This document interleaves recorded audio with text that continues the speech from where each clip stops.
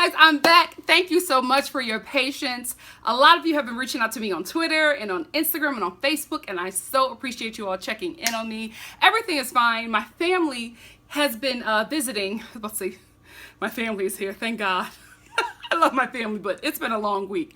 My family has been in town visiting for a week, and my apartment is just not big enough to house everybody. So a few were actually like sleeping in my studio, so I wasn't able to get to film like right away like I have been doing right after a show premiered. And also, I've been dealing with a little bit of YouTube drama. Let me give you some tea. So these Brian and Rachel fans, not all, there are some people who are fans of Brian and Rachel who are here who disagree with me respectfully, and that is okay. But there have also been a few who have been trying to get me in trouble here, making a couple of reports about my videos on the Bachelorette, and so I've had to deal with that YouTube drama. But now everything is okay. My videos are safe. My opinion on Peter and Rachel is safe now in the YouTube world. So thank you all for sticking with me and just checking in, and everything's fine. Everything is fine. Normally if I'm missing, it's because I'm working on a project, and I always let you know before then. But this week was such a whirlwind with my family and with this YouTube drama, but all is well now. And I've been watching this cheesy show. If you've been following me on Instagram, I have been updating there, but this show is so cheesy and messy. So let's get into this review. So this show opens up with Chris Harrison giving us his best To Catch a Predator like opening. You know what? Chris Harrison, I really feel like he needs to, or he really wants to do investigative journalism, because I feel like all of this drama that has happened with The Bachelorette and Bachelor in Paradise has really allowed him to flex his journalist muscle, because he's really into this. I haven't seen him into just regular Bachelor and Bachelorette questions. I really have seen him come alive, especially when he's trying to fix racism. So I feel like Chris Harrison is in his wheelhouse right about now. Maybe this is something that he wants to do. Maybe he needs to be looking for a gig on the ID channel or something, because this right here, this opening, I was just like, this show is cheesy. We don't need this, Chris. We don't need you giving us an update and an investigation. We already know what's happened at this point. There's nothing left that we haven't really figured out, because you guys waited too long to give us the information. So we've been getting bits and pieces. People even on this channel have been sending me clips. So I already have a formidable idea of what has happened here, but Chris Harrison just has to drag this opening out. So let him have his fun. So Raven shows up. Miss Let Me Have My Back Out When I Go Meet My Best Girlfriend's Men. She shows up, and as soon as she gets to the first thing on her mind is Rachel's men. And I'm like, I thought that you were her friend. Isn't this a violation of girl code? She starts scouting out her guys, and she's talking about how she wants to meet Dean, and I'm just like, wait a minute. I told you guys when I was reviewing The Bachelorette, I said Rachel need to watch this girl because she's suspect as hell. She shows up with her whole back out, acting like she's talking to these guys, cozying up with some dudes, and maybe she talked to Rachel, and Rachel was like, I'm not feeling this guy or whatever. I don't think that happened, but she was the guys that she was already trying to come at, she was getting cozy with on Rachel's season, and I called that out. So here we go. She comes here, and the first dudes that she's thinking about is Rachel's men. Now, I will say that a lot of women have said that when they come on this Bachelor in Paradise, that they have been scouting Rachel's men. So has Rachel had the hottest cast this show has ever had? Because all the girls are just I'm interested in Dean, or I'm interested in Matt. I'm interested in the men from Rachel's season. And I'm just like, if you've watched this for a long time, is this the hottest group of men the Bachelorette has ever had? Because all of the women who showed up had their eye on Rachel's season. I do not think for one second that Raven is here to find love. I'm telling you, just the way she was introduced and how she has been acting and featured throughout this show, it leads me to believe that she's going to be set up to find some love on this show, and then it not work out and have some kind of heartbreak. And then guess what? Raven is going to be the next Bachelorette, because honey, from one actress to another, I see you, sis. You are auditioning like crazy. It's just, she's keeping a soft distance from certain guys, and she's going through all these guys, and she's not being able to find love, and then she's focusing on one guy.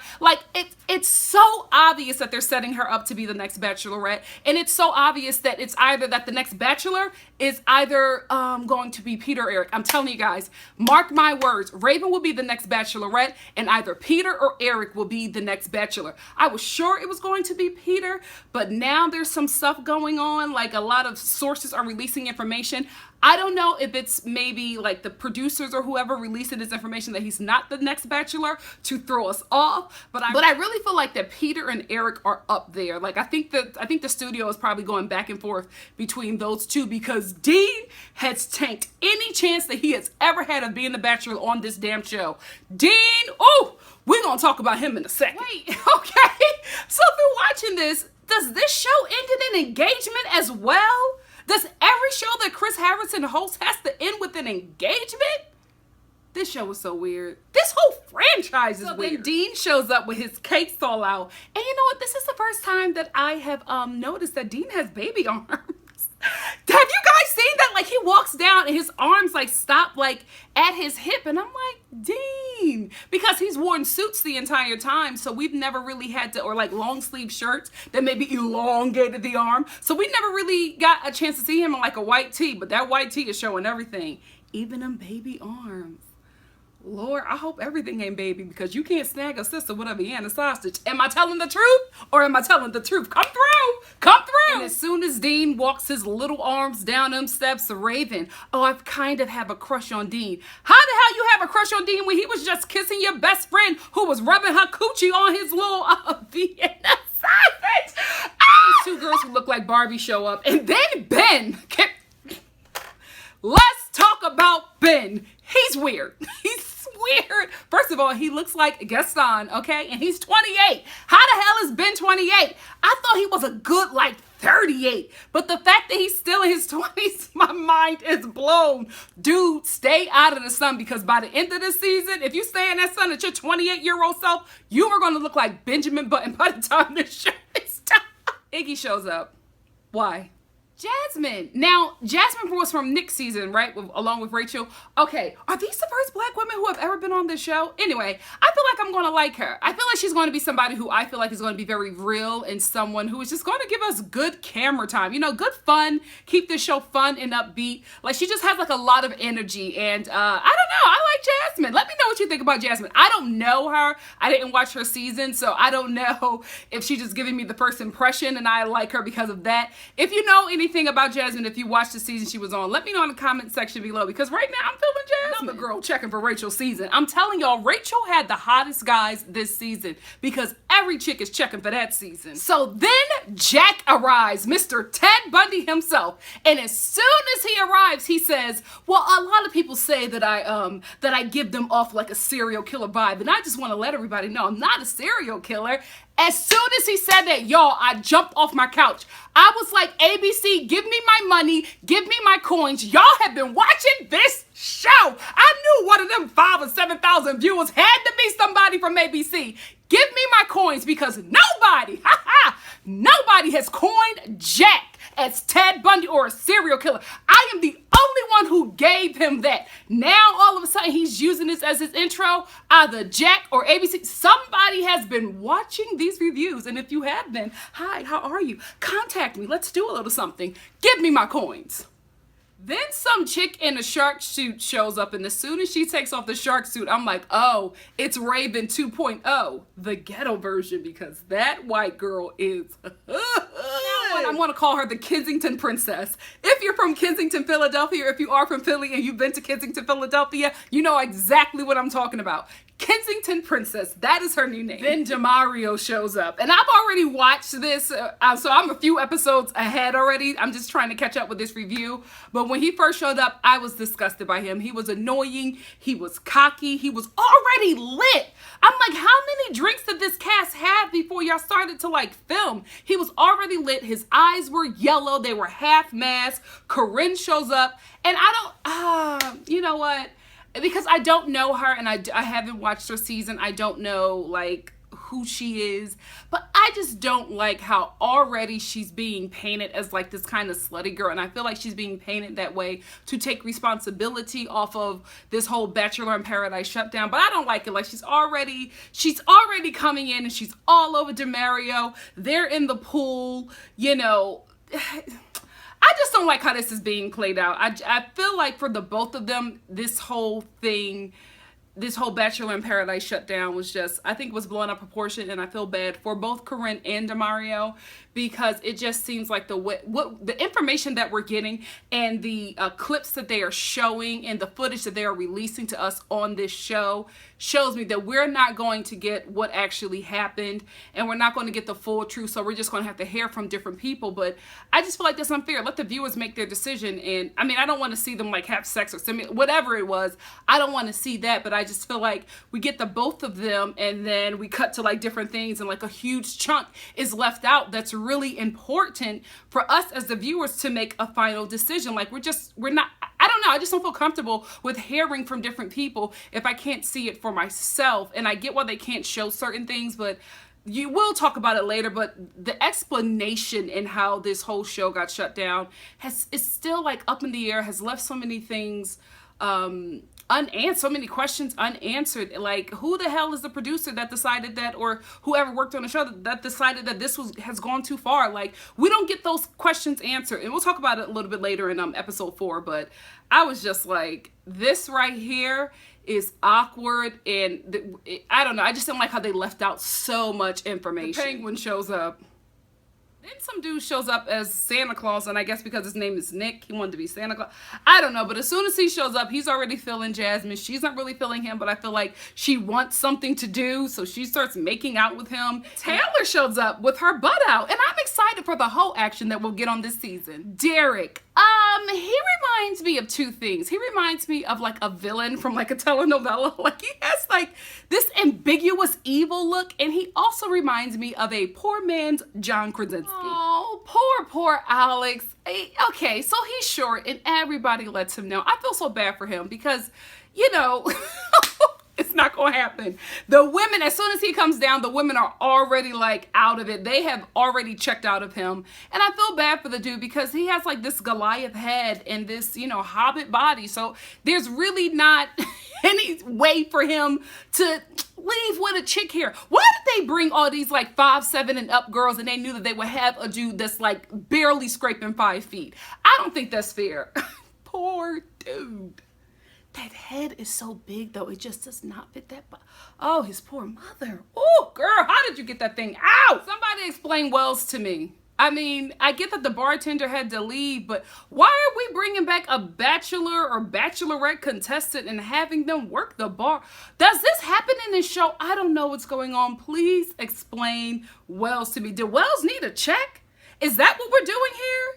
I'm not coming at your money, Wells. I just don't know why you're here. Oh my gosh, Taylor, what are you doing? Like, out of nowhere, Taylor just starts to get attracted to like budget John Krasinski, and I'm like, girl, wait a minute. There are still more dudes showing up. Calm down. Everybody who has fallen in love on the first night, I believe, I haven't watched this show before, but I feel like all these couples that are, you know, getting close on the first night, I don't think that any of them are going to make it to the end because it's too soon. You don't know who's coming in yet, and you're already like coupled up with budget John Krasinski. Girl, you can do so much better. Oh, guys, Dean, he's going to cause so much drama this season because the thing about it is, I can't really get upset with him because this is the thing. Dean is fine. All the women have already been checking for him, so he comes in and they're all on him. He's also 25, and he's just feeling himself right now. And I just feel like he's going to cause a lot of drama. He's going to be in the center of it, and I feel really bad for him because at the end of the day, the women are going to link up, and they're probably going to get Dean out of here. Oh, Dean. This is what happens when you're fine. Tell me about it. Jasmine and Matt. I don't understand. Yeah. And did you see them in the hot tub? What the hell were they doing? Because Matt was in heaven. They weren't banging in the hot tub. I don't think. No, Jasmine wouldn't. See, I don't know, Jasmine. Would she do that? Because Matt's face, listen, whatever she was doing, she was taking him to glory. We'll get into Lacey a little bit later in another episode, in another review. But Lacey got problems. Just from what I've been able to see from her, Lacey has issues. And I feel very bad for her because her grandfather passes, And she decides that she's going to go to the funeral and then come back to the show. And I already feel like Lacey is not tightly wound. No tea, no shade. I just feel like this environment is not for somebody with her mental capacity. You know what I mean? Like, reality TV is not for everybody because it magnifies a lot of issues. And she already seems very fragile for this whole production. And then she gets caught up in like this fake kind of relationship with Iggy, who doesn't really want her. He just wants to stay here so he can spend more time with the men. Iggy did that on Rachel's season. Iggy needs to be on like Logo. Like, he really needs to be on like Fire Island season 3. I just don't feel like the Bachelor or Bachelorette Iggy need to be on The Bachelor, okay? As one of the contestants. Because he did have a little thing for Peter.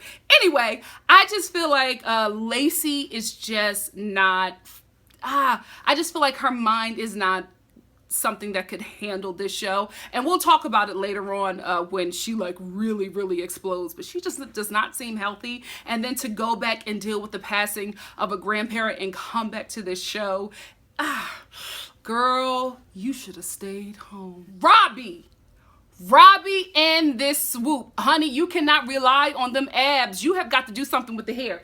And you know what? This is what I think is happening with Robbie. He's losing more hair on this side than he is on this side. So what he does is he takes the majority of his hair and he swoops it around to this side. And then he like gels down. What the hell is going on? He gels down the bang part.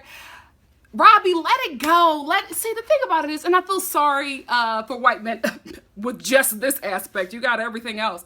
But a lot of white men, when they bald, they can't pull it off. So they go through the toupees and they go through the swoop and things like that. Because normally if you're like a dark-skinned man, you can really like, oh, girl, a bald-headed, like chocolate man. Yeah, see, they can pull that off. White men don't have that quality. I was going to say something else, but you know what?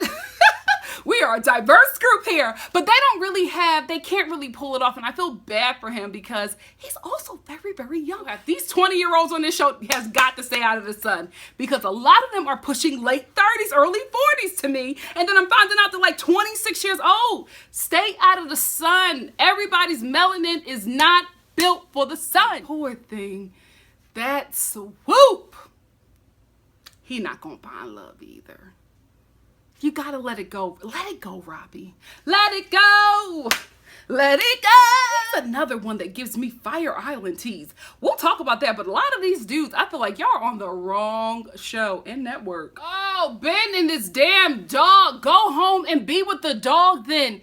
Every time Ben opens his mouth, he talks about his dog. That's why you're single. Because 1, you're aging like Benjamin Button. And 2, you're in love with your dog, dude. No woman is coming second place to a dog. This show is all over the place. I'm telling you, this show needs to be called Bachelor in a Cacophony because it is just so confusing. I have no idea what is going on. We open up episode 2 with the Bachelor in Paradise wedding. Who the hell are these people, Chris? Why are we like Carly and Evan? Listen, Carly, sis has had struggle eyebrows every season of whatever show she was on. Now she's finally got them fixed. Jesus. They changed her whole face.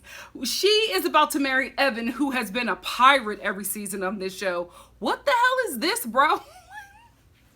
Going on with this couple. You know what? I'm not surprised they found each other.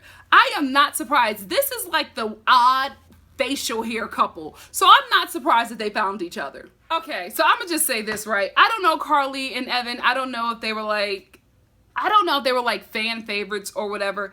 All I will say is that I'm hoping that they had a grander wedding than this Bachelor in Paradise wedding because I don't know. I just feel like you need more. Like this is your wedding, and you, especially on ABC's budget, you deserve more than a wedding like with IKEA furniture and catered by Chipotle. It was like 6 people. It was like 6 people there, and it was like all the craziest people from Bachelor and Bachelorette. You know what? This couple attracts kooky. They're a kooky couple. Let me know if I'm right about this couple in the comment section below because they read kooky to me. The bridesmaids read kooky to me. And then we get like this montage of like Bachelor and Bachelorette and Bachelor in Paradise weddings and things of that nature. And that's so great, right? But if I was Evan and Carly, what you not gonna do is put my wedding smack dab in the middle of a sexual assault season. Like, that's what you not gonna do. And then it just was so awkwardly placed. Like, we opened up with it. Why? Like, explain to us why we're opening up with Evan and Carly. Like, lead us up to it. Why are we opening up with this couple that not a lot of people know who they are unless you're, like, a fan of the show? And a lot of people who started watching this show are fairly new to it. So, it was just weird to me that they would open up with them when nobody had any idea who they were. Then do a whole wedding and a montage of weddings. What? So, okay, it just hit me. Now I know what's going on. They're doing all of this because they need to fill, like, space, because they had a little shutdown for like 2 weeks. So they probably don't have enough footage to last the whole season. So I'm thinking that we're going to get a lot of these, like, flashback to Bachelor and Bachelorette and all of these, like, you know, catch-up episodes now, and like catch-up segments in each, like, Bachelor in Paradise episode, because they don't have enough footage. They lost 2 weeks of footage with this whole thing. Now it all makes sense, because the show just seems awkward to me the way it's edited, but now it makes sense. I will say this, for this to be like a weird show, like where marriage and engagement is the end game after, like, knowing a person for, what, 10 weeks, I am shocked that there have been this many marriages. And I mean, it's not a lot, but I'm surprised that anybody walked down the aisle and got married and are having kids. So, you know, kudos to the people who really came on here to find something or accidentally found something. I'm glad that they were able to find that. And I didn't know that there were this many couples. I only knew about Trista and Ryan, who will always be the Jay-Z and Beyonce of this franchise. Don't get it twisted. After we sit through an hour of this fluff footage, we finally get to what happened in Bachelor in Paradise. And I say finally get to it, but we don't really. So I don't even know why I use that words. We don't really get to it. It's just hearsay. We're talking to different people. A lot of people are defending DeMario, though, and a lot of people are defending Corinne. And I'm glad that they are at least clearing that up, because, to be honest with you, we all heard that DeMario was a rapist. Like, as soon as that came out, it was just like, DeMario is raping white women. Like, that's what we heard, and I'm glad that they did address that, of course.